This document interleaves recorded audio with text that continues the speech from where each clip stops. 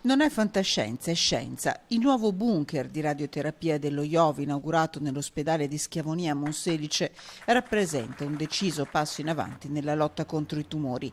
12 milioni e 700 mila euro, quasi totalmente finanziati dalla Regione Veneto.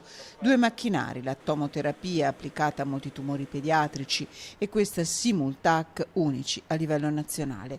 Gioielli, non esitano a definirli i medici dello IOV, a cui brillano gli occhi e che emozionati raccontano di avere trovato nuove energie, perché la cura di queste malattie richiede tanta passione.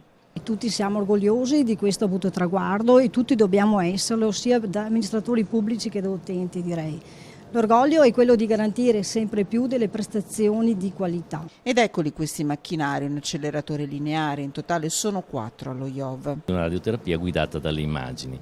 Tenete presente che noi praticamente eroghiamo un trattamento da 1 metro di distanza con la precisione di 1 millimetro. Una tomoterapia e una Simultac, strumentazioni uniche in Italia.